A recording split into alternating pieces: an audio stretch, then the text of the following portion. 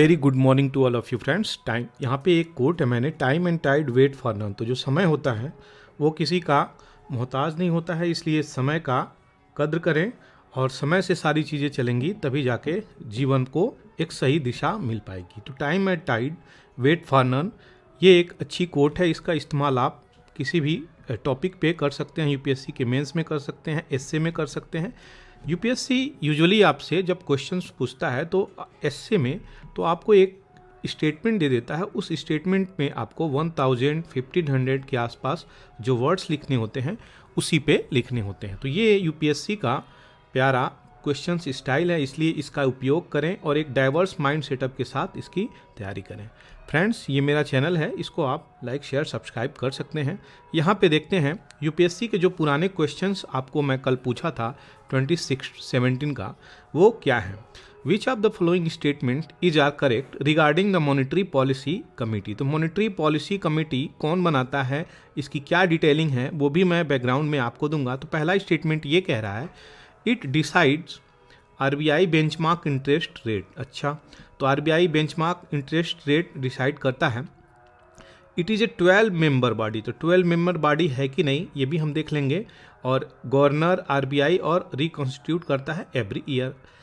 It तीसरा statement ये देता है, it function under the chairmanship of FM, finance minister के चेयरमैनशिप में होता है, ये बोल रहा है। तो इसका राइट आंसर फ्रेंड्स 1 है, जो कि कहता है it decides RBI benchmark interest rate. तो ये इसकी चीज़ें हैं प्रोमिनेंट, आप समझ सकते हैं, और इसकी डिटेलिंग मैं आपको यहाँ पे देता हूँ। Monetary policy is responsible for fixing the benchmark interest rate in India. तो जो भी इंटरेस्ट है वो एमपीसी करती है, ये विशेष ध्यान रहे। यहाँ से यूपीएससी क्वेश्चंस कई बार बनाई है, तो इसलिए इसको एक इम्पॉर्टेंट क्वेश्चन के रूप में लें। और मॉनेटरी पॉलिसी कमेटी हेल्ड किया जाता है एटलीस्ट 4 टाइम्स ए ईयर, ये ध्यान में रखिए। तो एक बार नहीं है ये, एटलीस्ट 4 टाइम, कम से कम 4 टाइम्स होना चाहिए at least a year, specially at least once in a quarter. तो वंस इन ए क्वार्टर 12 महीने में 4 बार, और बात करी जाए तो 3 महीने में 1 बार। तो ये इसका वो जो मैंने चीज़ें आपको स्टेटमेंट के रूप में बताई हैं वो यहाँ से क्लियर हो जाएंगी। ये कमेटी जो है 6 मेंबर की बॉडी होती है। जो दूसरा स्टेटमेंट है वो भी यहाँ पे आप इसको काट सकते हैं। तो दूसरा स्टेटमेंट यहाँ पे गलत हो गया, ये 12 मेंबर की बॉडी जो बोली गई है वो ऐसे ही गलत हो गई।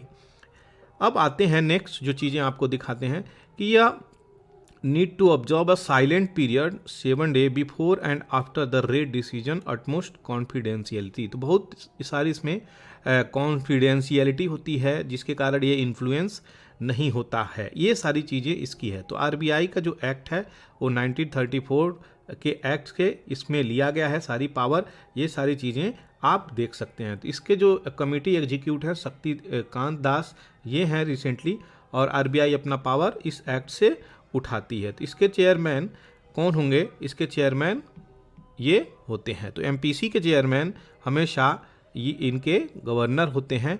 और नेक्स्ट क्वेश्चंस को देखेंगे हम, जो इसका राइट आंसर है वो है 1, statement 1 only right answer. Next question है, which principle among the following was added to the DPSP. ठीक है, 42nd अमेंडमेंट के द्वारा कौन सा प्रिंसिपल ऐड करा गया था। तो यहाँ पे इनडायरेक्ट रूप से प्रिंसिपल पूछ गया है। तो यहाँ पे equal pay for equal work both men and women, ये तो चीज़ें नहीं है कहीं। और right to work, education and public assistant, ये भी एक ब्रॉड चीज़ें हैं, ये भी नहीं है। Securing living wage and human condition for work to worker, तो ये चीज़ें नहीं है। राइट आंसर है इसका participation of workers in management of industry.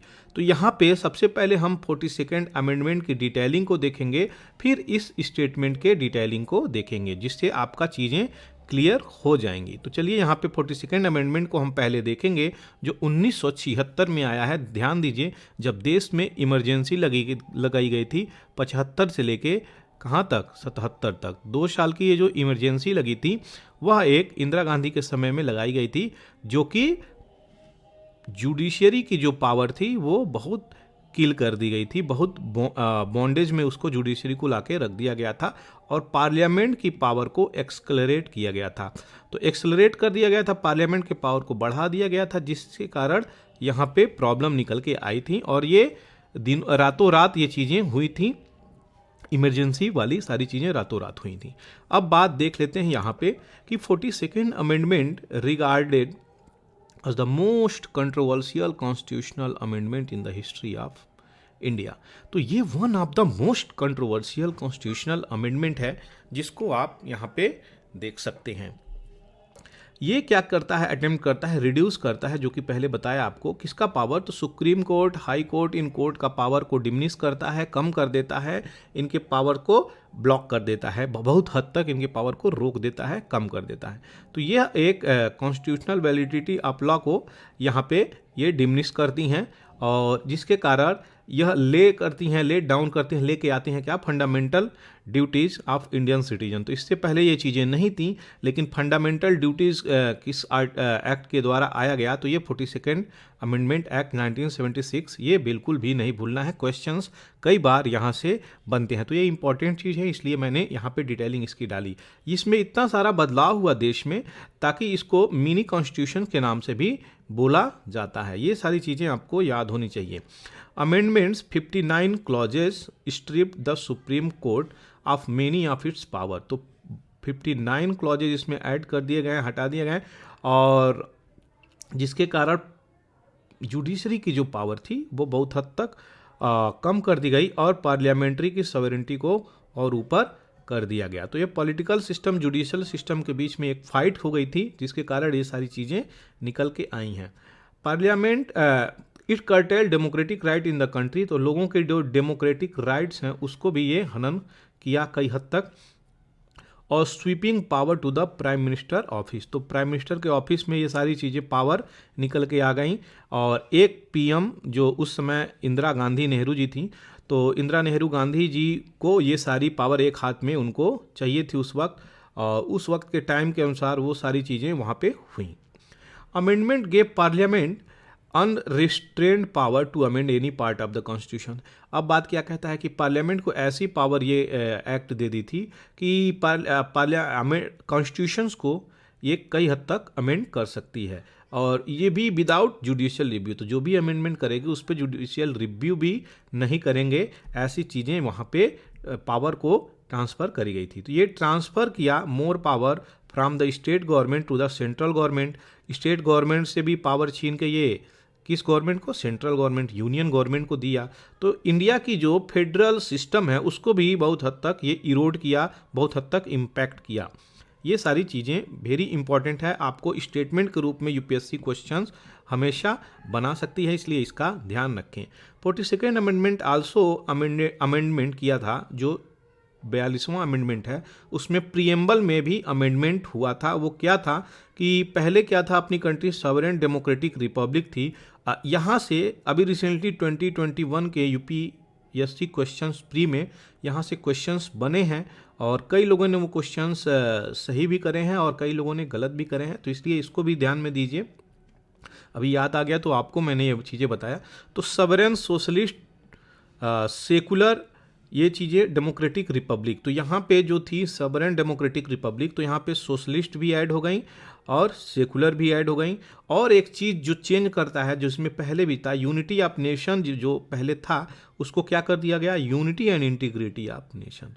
तो देश की एकता को भी यहाँ पे बनाने की बात करी गई है कि देश की एकता होना चाहिए, लोगों का कर्तव्य, ड्यूटीज होनी चाहिए। तो यहाँ पे पार्लियामेंट ने फंडामेंटल ड्यूटी को भी ऐड किया। इस चीज़ को आप ध्यान में रखिए। तो ये बहुत इंपॉर्टेंट चीज़ें हैं। अब बात आती है उस आर्टिकल के डिटेलिंग की। तो उस आर्टिकल के डिटेलिंग को हम देखेंगे। ये participation of worker in the management of industries, ये क्या है। अब देखिए यहाँ पे participation of worker in the management of industries, 42nd amendment in directive principle of state policy. अब अभी तक फंडामेंटल ड्यूटीज़ हम देखें, अब directive principle of state policy में क्या ऐड करता है। तो ये it added 4 directive principle of state policy to the existing list namely as follow. तो ये जो नाम मैंने दिया है, article 39, article 39A, article 43A, article 48A, ये सारे आर्टिकल को ऐड करता है, जिसमें आर्टिकल 43A क्या होता है, is to take step to secure participation of worker in the management of industry. तो ये जो स्टेटमेंट है इसलिए सही है आपको यहाँ पे। आर्टिकल 39 क्या कहता है, secure opportunity for healthy development of children. ये बहुत इंपॉर्टेंट है, क्वेश्चंस यहाँ से भी बने हैं। 39A क्या बोलता है, promote equal justice and to provide free legal aid to poor. ये भी इंपॉर्टेंट है। 48 क्या कहता है, 48A ये बोलता है कि हम प्रोटेक्ट करेंगे और इम्प्रूव करेंगे अपने इन्वायरमेंट को और सेफ गार्ड करेंगे फॉरेस्ट और वाइल्ड लाइफ फ्लोरा फौना को। तो ये बहुत इंपॉर्टेंट है, यहाँ से क्वेश्चन स्ट्रीट पीसेस में कई बार आए हैं इस आर्टिकल से सिंपली, इसलिए इसको बिल्कुल दिमाग में रखिए। तो ये सारी चीज़ें आपकी कवर हो गई। और जो कल का नेशनल पार्क था वो मैं यहाँ पे बता रहा हूँ। तो बालपाक्रम नेशनल पार्क और नौकरेंग नेशनल पार्क, ये दोनों कहाँ पे हैं, तो ये दोनों मेघालय में है। मेघालय आसाम से बॉर्डर टच करता है, वेस्ट बंगाल आपका बांग्लादेश से बॉर्डर टच करता है। ये यहाँ पे स्टेट में है, आप देख सकते हैं स्क्रीन पे। बात करी जाए मेघालय की, तो मेघालय की कुछ डिटेलिंग ज्योग्राफिकल मैंने यहाँ पे डाला हुआ है। तो मेघालय में कुछ इंपॉर्टेंट हिल्स हैं, गारो हिल्स और खासी हिल्स और जयंतिया हिल्स। तो इन दोनों को अगर ईस्ट से वेस्ट में लगाने के लिए आ जाए तो आप बिल्कुल भूलिएगा नहीं, गारो GKJ। तो GKJ एक इम्पॉर्टेंट है, ईस्ट से वेस्ट में आप लगा सकते हैं। 3 हिल्स है, इन हिल्स से भी क्वेश्चंस यूपीएससी ने पुराने समय में बनाए हैं, तो इसको इम्पॉर्टेंट था इसलिए मैंने डाल दिया। अब बढ़ते हैं आगे, जो पीआईबी का न्यूज़ है इम्पॉर्टेंट उसको कवर करेंगे, फिर चलेंगे एडिटोरियल की तरफ और सारी डिटेलिंग को अच्छे से कवर करेंगे। पीएम जो हैं, प्राइम मिनिस्टर जो हैं, वो बहुत सराहना किए हैं किसको लेके, कि people towards revival of Jabalpur ancient संग्राम सागर।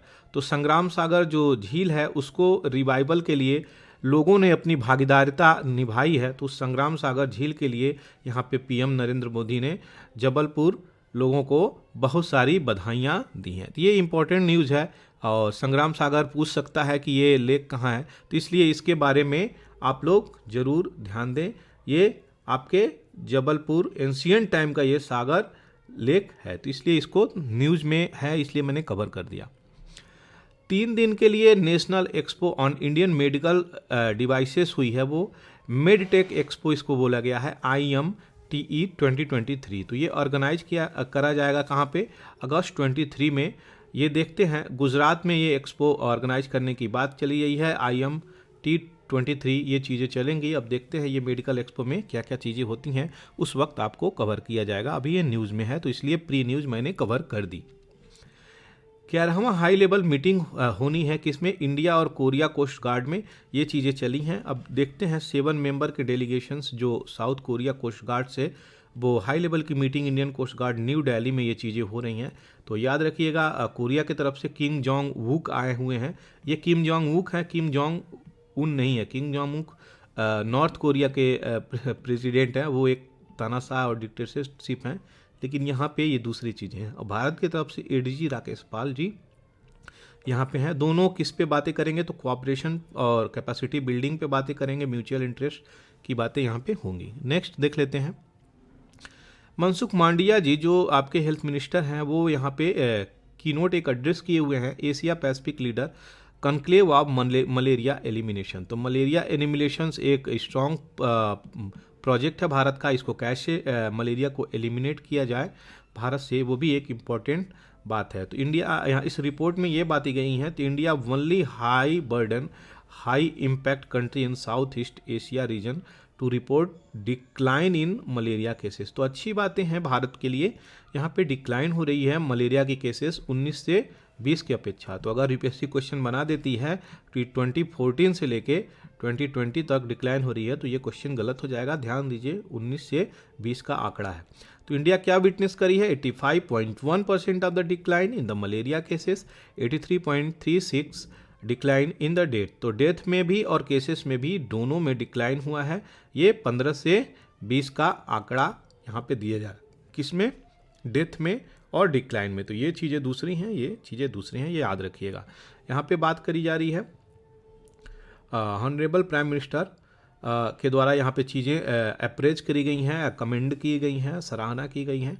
और मनसुख मांडविया जो है यहाँ पे वो अटेंड किए हैं वर्चुअली इस चीज़ को, और जिसके कारण यहाँ पे मलेरिया को जो टारगेट है 2030 तक, कि 2030 तक हम लोगों को भारत को मलेरिया मुक्त बनाना है, उस सारी चीज़ें यहाँ पे मैं आपको बता रहा हूँ। तो जो टारगेट है ये क्वेश्चंस पूछ सकता है यूपीएससी में, और स्टेट पीसीएस का तो ये फेवरेट क्वेश्चन है, कई बार पूछा हुआ है, इसको ध्यान में रख सकते हैं आप। India crosses significant milestone for national tele mental health programme. तो जो national tele mental health programme है, जिसके कारण मानसिक रूप से जो भी लोग परेशान रहते हैं, मानसिक रूप से बीमार होते हैं, वो इस हेल्पलाइन नंबर पे कॉल करते हैं। एक हेल्पलाइन नंबर गवर्नमेंट को द्वारा दिया गया है, और ये अक्टूबर 2022 में लॉन्च हुआ था, जिसके कारण अभी ये 1 लाख के आसपास इन लोगों ने इसका फ़ायदा उठाया है। अब सोच सकते हैं भारत में कितने लोग मेंटल प्रॉब्लम से जूझ रहे हैं आज के डेट में। ये सारी प्रॉब्लम आ रही हैं, लेकिन सबसे अच्छी बात ये है कि लोगों को सुविधा दी जा रही है यहाँ पे, जिसके कारण वहाँ पे फ़ोन करके आप बात कर सकते हैं, और आपको बहुत हद तक टेलीफोनिकली आपको सॉल्यूशंस प्रोवाइड किया जा रहा है। तो ये एक अच्छी बात है। और बात करी जाए कि ये जो टेली मानस सेल्स हैं, ये 38 फंक्शनल अभी हैं, और 27 स्टेट में 38 लगाए गए हैं, पूरे स्टेट और यूटी मिला के, और 20 भाषाओं में इसकी सर्विस दी जा रही है। ये एक इम्पॉर्टेंट चीज़ें हैं। अभी तक का सबसे इम्पॉर्टेंट न्यूज़ ये है कि वर्ल्ड मेंटल हेल्थ डे कब मनाया जाता है, वो है 10 अक्टूबर को। तो 10 अक्टूबर को ये मनाया जाता है, और 24x7 जो मैंने आपको बताया ये सुविधा दी गई है। ये कॉलिंग नंबर है, टोल फ्री नंबर, इस पर आदमी कॉल कर सकता है 14416 पे, जिसके कारण लोगों को मानसिक जो भी प्रॉब्लम है उसका समाधान मिल सकता है। तो ये सारी चीज़ें आपको बता दिया। यूनियन मिनिस्टर इसको बजट में टेलीमानस इनिशिएटिव के रूप में लॉन्च किए थे।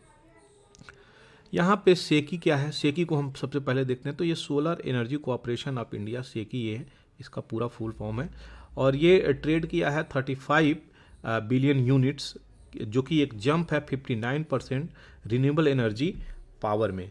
तो ये एक बहुत अच्छा बात कह सकते हैं। रिन्यूएबल एनर्जी की पूरे वर्ल्ड को आवश्यकता है। अगर वर्ल्ड इस पे शिफ्ट होती है तो बहुत हद तक जो एयर पोल्यूशन है, साउंड पोल्यूशन है, लैंड पोल्यूशन है, वाटर पोल्यूशन है, नॉइज पोल्यूशन है, हर प्रकार से पोल्यूशन को हम कम करते हुए नजर आएंगे। और जो भारत ने अपने टारगेट को सेट किया है 2070 तक कि हम कार्बन इमिशंस को ख़त्म करेंगे, तो ये एक अच्छी बातें निकल के आएंगी, और जल्दी ही जल्दी अपने इस गोल को भारत, इंडिया अचीव कर लेगा। तो देखते हैं ये कहाँ तक चीज़ें चलती हैं, और इसको और ज़्यादा प्रमोट करने की बातें बोली जानी चाहिए, और अवेयरनेस की ज़रूरत है, अच्छे इम्प्लीमेंटेशन और पॉलिसी की ज़रूरत है, जिसके कारण हम इस चीज़ को अचीव कर सकते हैं।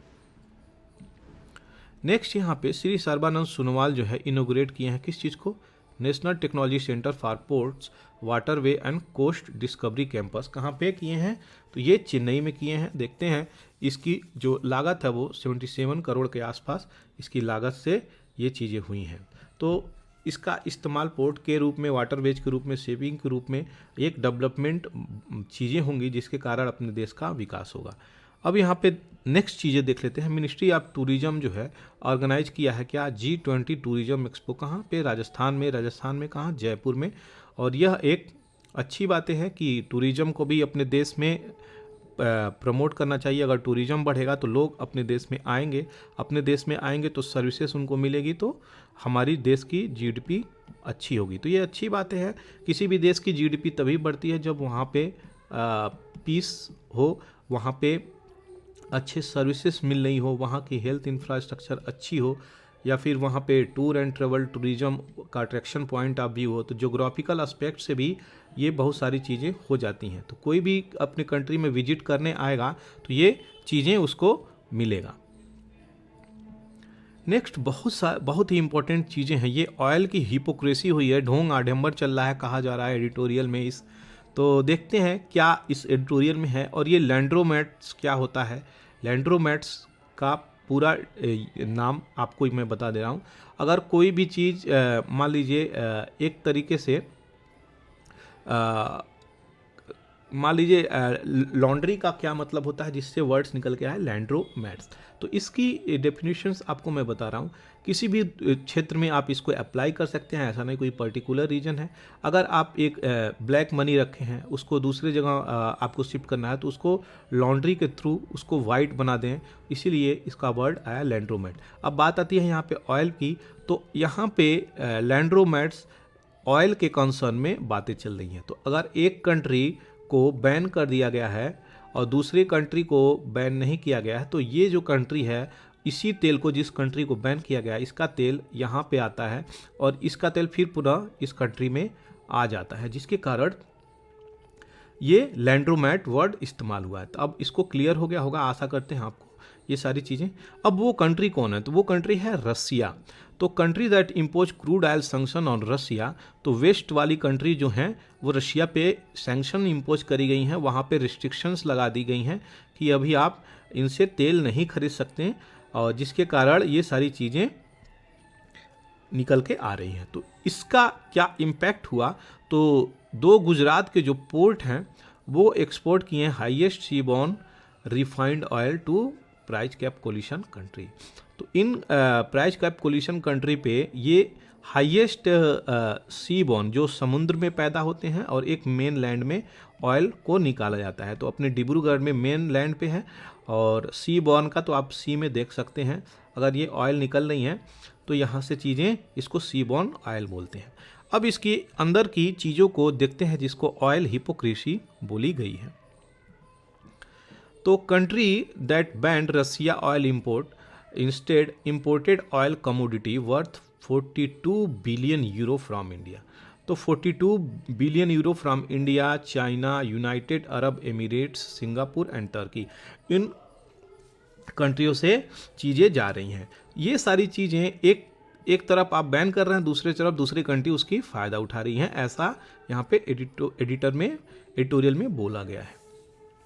आफ्टर द वार, जब वार स्टार्ट हुआ फरवरी 24 2020, तो इसको क्लासीफाई किया गया कि ये लैंड्रोमेट्स को ध्यान में दीजिए, बहुत सारी कंट्री एक दूसरे से जुड़ के आपस में फ़ायदा उठा रही हैं। तो यहाँ पे 5 कंट्री हैं जो आइडेंटिफाई करी गई हैं लैंड्रोमेट्स के नाम से, और western country that banned import of seaborne Russian origin crude oil, जो कि मैं पहले बताया, यूक्रेन और रशिया का जो युद्ध हो रहा था उसके कारण यहाँ पे रशिया पे सैंक्शंस लगा दिया यूएस ने, और जिसके कारण यूएस के जो फॉलोअर हैं, जो वेस्ट को मानने वाले हैं, जो वेस्ट के सपोर्ट में आते हैं यहाँ पे, वो इन कंट्री से, रसिया से ऑयल नहीं खरीद सकते हैं। तो वो क्या कर रहे हैं, ऑयल नहीं खरीद सकते हैं, तो वो यहाँ पे इंडिया के तरफ आ रहे हैं, और इंडिया उनको क्या कर रहा है, ऑयल एक्सपोर्ट कर रहा है, जिसके कारण इंडिया का जो एक्सपोर्ट पॉलिसी है वो ऊपर जा रहा है, इंडिया के जीडीपी भी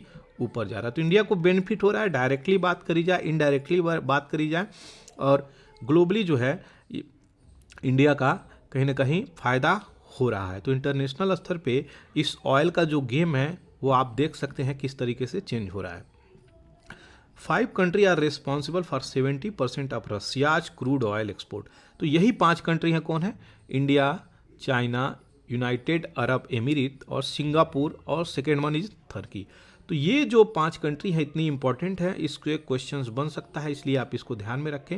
ये 70% of Russia crude oil export कर रही हैं, यही स्टडी में अभी निकल के आया है। आगे जो भारत का एक सिक्का एयरपोर्ट है, जो मैं 2 गुजरात के एयरपोर्ट का नाम लिया हूँ वो आपको बताऊंगा। तो पहला जो एयरपोर्ट है वो सिक्का एयरपोर्ट है, वहाँ उसकी लोकेशन कहाँ पे, वेस्ट कोस्ट ऑफ इंडिया है जो गुजरात में है। वो एक्सपोर्ट करी है 2.7 बिलियन की पेट्रोल, यूरो में है ये, डॉलर में नहीं है। तो यूरो 2.7 बिलियन की यूरो की पेट्रोलियम प्रोडक्ट यहाँ पे एक्सपोर्ट करी है। कहाँ से? सिक्का पोर्ट। सिक्का पोर्ट अगर न्यूज़ में है तो पूछ सकता है कहाँ पे ये पोर्ट है, ये भी आपको ध्यान में होना चाहिए। ये गुजरात में है, गुजरात के किस पार्ट में? तो वेस्ट कोस्ट में ये पड़ता है। और ये सारी प्राइस कैप कोलिशन कंट्री जो हैं, जो एक दूसरे पे प्राइस कैप लगा देती हैं कि इतने से इतने नहीं ले सकते, इतना बेच सकते हो आप। तो रिस्ट्रिक्शंस और सैंक्शंस लगाए जाते हैं वेस्ट कंट्री के द्वारा, किस पे? ईस्ट कंट्री पे और सारी कंट्रियों पे लगाए जाते हैं, जिसके कारण इंडिया एक हब बन गया है एक्सपोर्ट करने के लिए। किस चीज़ का? रिफाइंड ऑयल के लिए। तो हम लोग किस चीज़ में लेते हैं, मान लीजिए हम लोग क्रूड ऑयल ले रहे हैं तो हम लोग उसको रिफाइंड कर रहे हैं, तो जिसके कारण और भी हम लोगों को मुनाफा हो रहा है और भी बेनिफिट हो रहा है। यहाँ पे बात करी जाए पोर्ट की, तो most significant amount of import seaborne crude oil, तो हम लोग कच्चा तेल रसिया से ले रहे हैं और इसको रिफाइंड किया जा रहा है, याद रहे इसको रिफाइंड किया जा रहा है।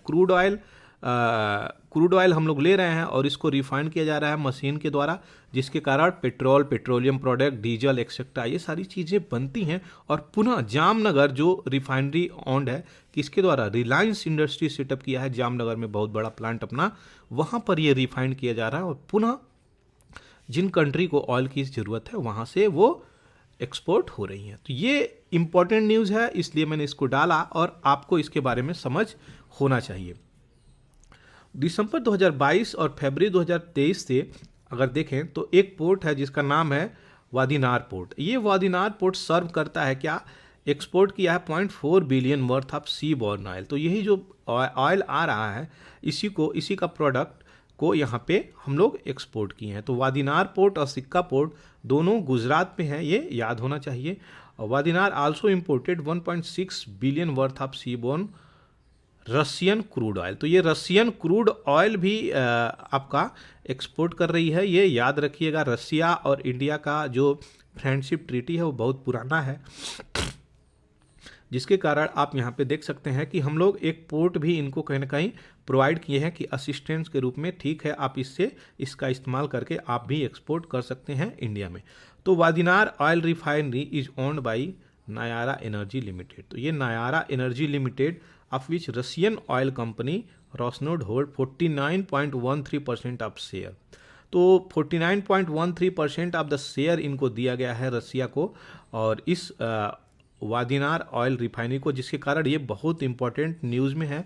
इसका लोकेशंस भी आप जाके देख सकते हैं, जिसके कारण आपको लंबे समय तक याद रहेगा। तो नायरा एनर्जी लिमिटेड देखते हैं यहाँ से कितना बेनिफिट कमाता है, और डायरेक्टली बात करी जाए तो ये रसिया ही यहाँ से इंपोर्ट कर रहा है, क्योंकि 49.13% ऑफ शेयर इसके पास है, इसलिए ये चीज़ें हैं। अभी रिसेंटली न्यूज़ में आती है जो इम्पोर्टेंट न्यूज़ है, जो सूडान में क्राइसिस चल रही है, वहाँ पे एक ऑपरेशन जारी करा गया है, ये ऑपरेशन कावेरी। तो पूछ सकता है ऑपरेशन कावेरी किससे रिलेटेड है, तो ध्यान रहे यह एक ऑपरेशन है जो इवाकुएट करेगा, लोगों को बचाएगा, अपने भारत के नेशनल्स को। कहाँ पे, सूडान में। तो सूडान में अभी प्रॉब्लम क्रिएट हो गई है, एक सिविल वार चल रही है दोनों गुटों में, जो मिलिट्री पैरामिलिट्री है आपस में गुटों में चल रही है।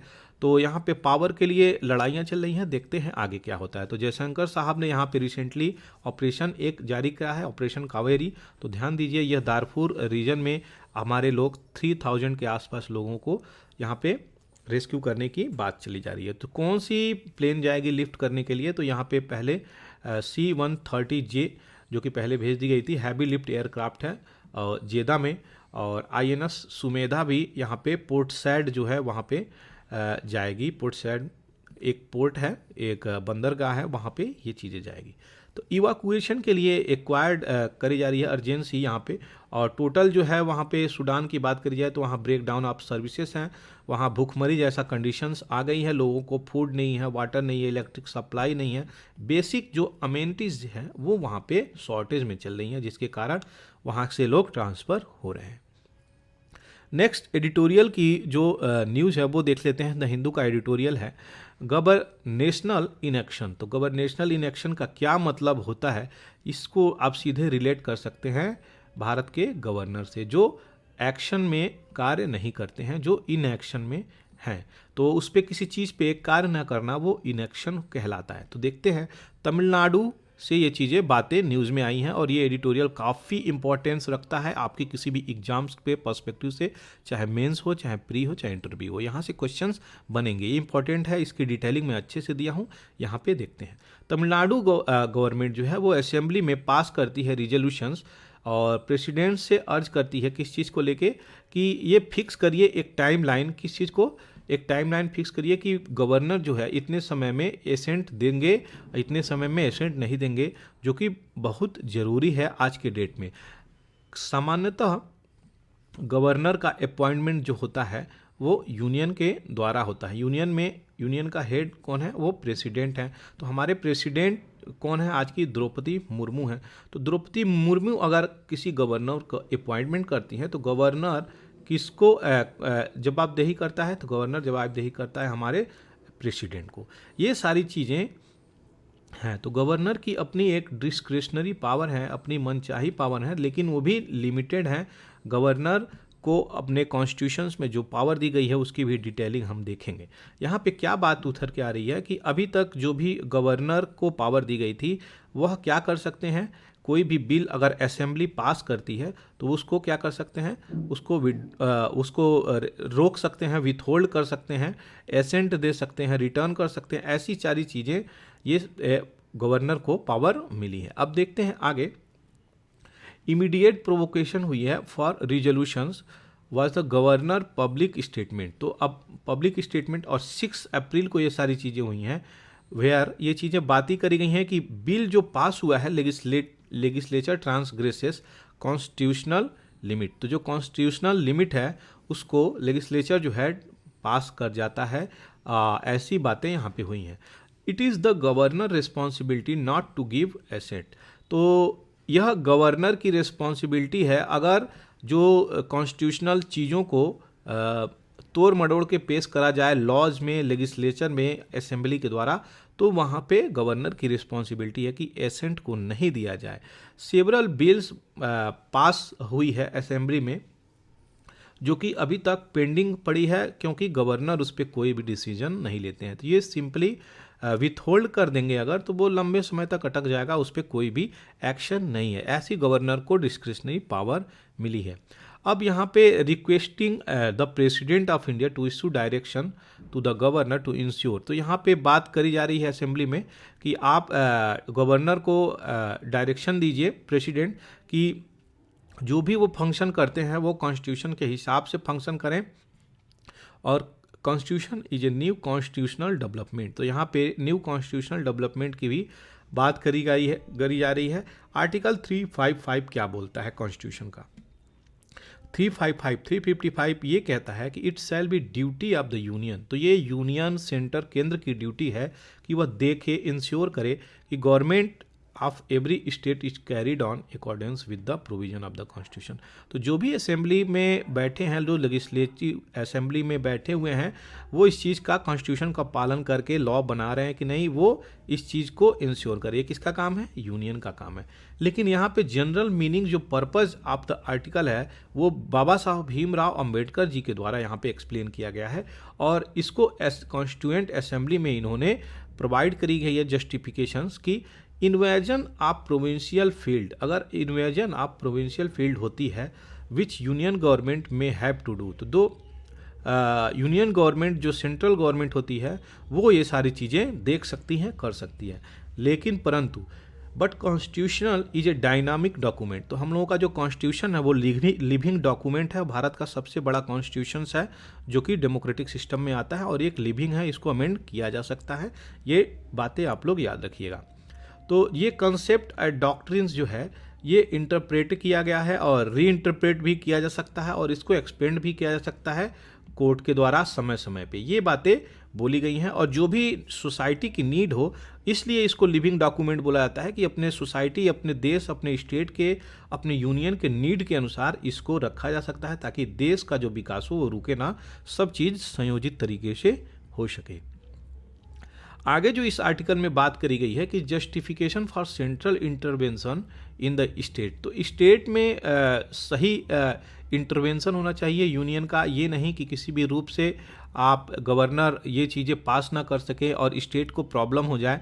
तो कोई भी बिल अगर लेजिस्लेटिव असेंबली में आती है तो वो लॉ फॉलो करके ही आती है, और लॉ फॉलो करके आती है तो वहाँ पे गवर्नर अगर उस चीज़ को रेसिस्ट कर देते हैं, बिल को आगे पास नहीं होने देते, तो वो मीनिंग क्या है उस कॉन्स्टिट्यूशन का, ये यहाँ पे आर्टिकल में, ये यहाँ पे एडिटोरियल में बात बोली जा रही है। तो वही चीज़ें यहाँ पे बोली जा रही हैं, इसको लुक आफ्टर करने की ज़रूरत है, और हमारे किसको, जुडिशरी को यहाँ पे इंटरवेंशन करने की बातें हैं। और देखी जाने वाली चीज़ें ये हैं कि जो भी गवर्नर रोक रहे हैं, विड्रॉ कर रहे हैं, विथहोल्ड कर रहे हैं बिल को, क्या वो सही है? और ये सही है, तो कॉन्स्टिट्यूशन कहाँ तक इनको पावर देती है कि ये कोई भी बिल को ऐसे रोक सकते हैं। तो ये चीज़ें यहाँ पे बोली जा रही हैं और देखते हैं इस चीज़ को क्या होता है। आर्टिकल 200 के बारे में कुछ इंपॉर्टेंट चीज़ें हैं, वो भी हम लोग देखते हैं। आर्टिकल 200 प्रोवाइड करता है क्या, option to the governor, governor को एक ऑप्शन देता है यहाँ पे, when a bill is presented to him. तो जब भी कोई बिल उनके सामने प्रेजेंट किया जाता है तो वहाँ पे क्या ऑप्शन होता है, after being passed by the legislature, तो उनके पास क्या ऑप्शन होता है कि वो एसेंट को दे सकते हैं। ये किस आर्टिकल में आता है, आर्टिकल 200, याद रखिएगा ये इंपॉर्टेंट है। तो एसेंट दे सकते हैं, विथ होल्ड कर सकते हैं एसेंट, और send it back to the assembly to reconsider.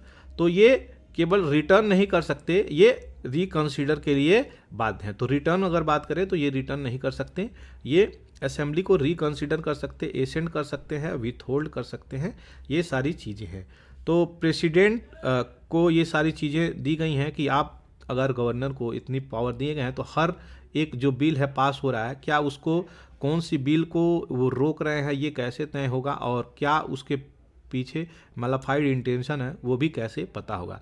इस सिचुएशंस में government of state has a constitutional duty. तो इन सब सिचुएशंस में गवर्नमेंट के पास एक कॉन्स्टिट्यूशनल ड्यूटी है कि वो इन्वोक कर जाए किसको, आर्टिकल 355। ये इंपॉर्टेंट बात है, यहाँ पे याद रखिएगा, और इन्फॉर्म करे यहाँ पे प्रेसिडेंट को कि इसके बारे में कैसा जो चीज़ें चल रही हैं, और रिक्वेस्ट कर सकता है किसको, प्रेसिडेंट को, कि give suitable instruction to the governor to ensure that government is carried on in accordance with the constitution. तो यहाँ पे अगर गवर्नर कार्य नहीं कर रहा है तो रिक्वेस्ट कर सकते हैं किससे, स्टेट प्रेसिडेंट से। प्रेसिडेंट कौन है, द्रौपदी मुर्मू है, तो उनसे रिक्वेस्ट कर सकता है ताकि वो जो गवर्नर हैं अपने कॉन्स्टिट्यूशंस में जो लॉ फ्रेम किए गए हैं, जो रूल्स बनाए गए हैं उसको फॉलो करे और उस कॉन्स्टिट्यूशन के आधार पे ये चीज़ें आगे बढ़ें।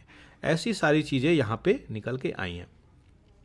असेंबली जो है रिकंसिडर कर सकता है bill as per the request of the governor. तो असेंबली रिकंसिडर कर सकता है, लेकिन under the third options he has to give assent even if the assembly passes it again without accepting और dis accepting the suggestion of the governor.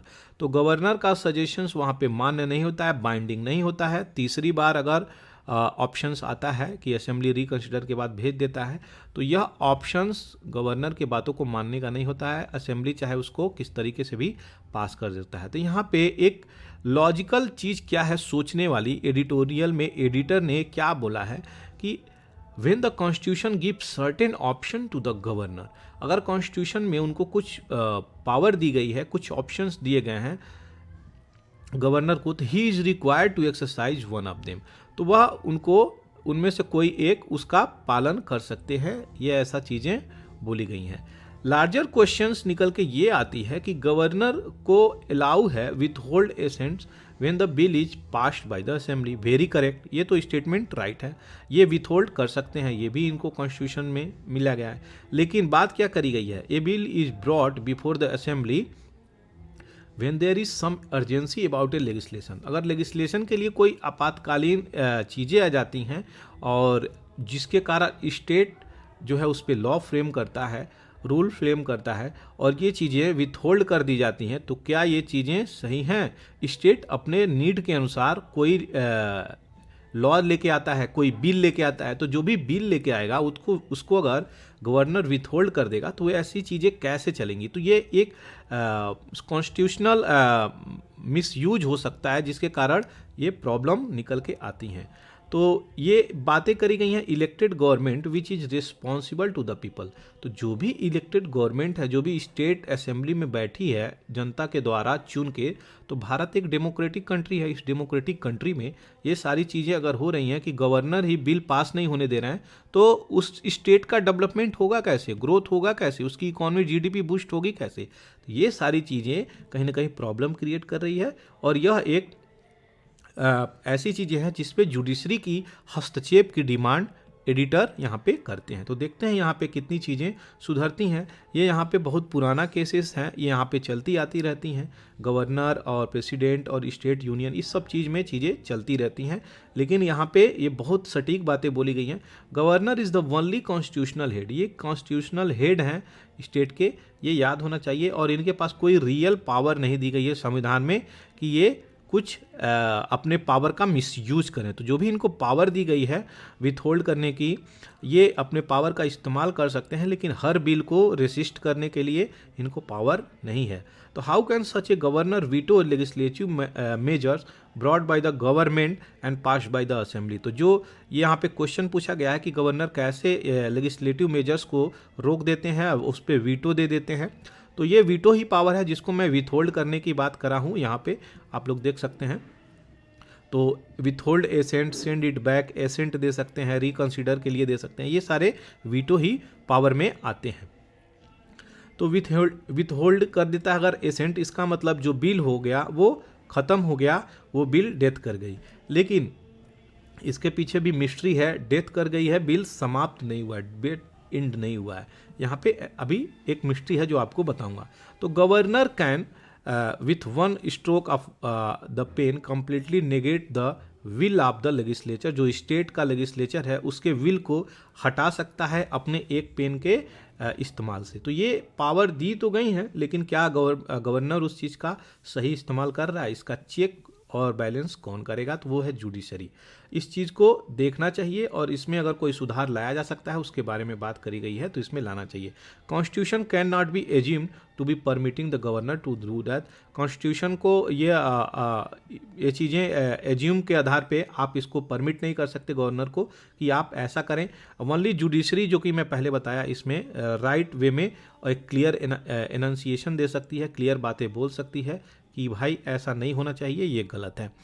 ये editorial important है और इसमें एक केस निकल के आता है, पुरुषोत्तम नाम्बूथरी वर्सेस स्टेट ऑफ केरला। 1962 का ये केस है, बहुत पुराना जजमेंट दिया गया है यहाँ पे इस केस में। और इस केस का इशू ये है कि डिसाइड किया गया था in this case was that bill which is pending with the governor does not lapse on the dissolution of the assembly.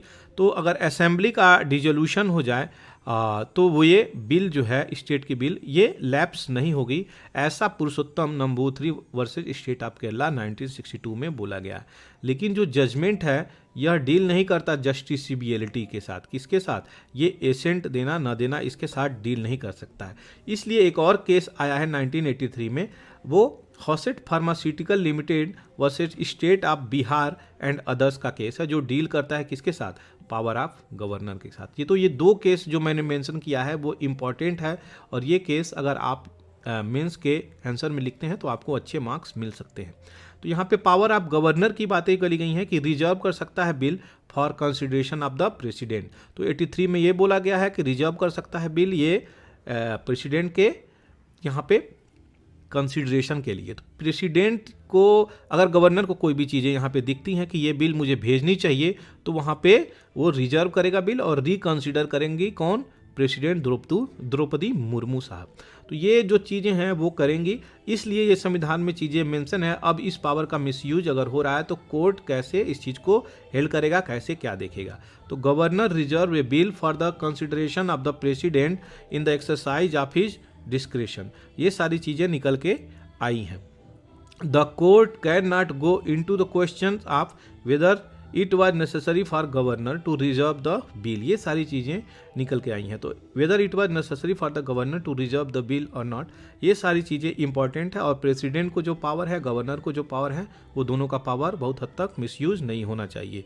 ये सारी इंपॉर्टेंट चीज़ें आपको इस न्यूज़ में मैं बताया, इस एडिटोरियल में बताया।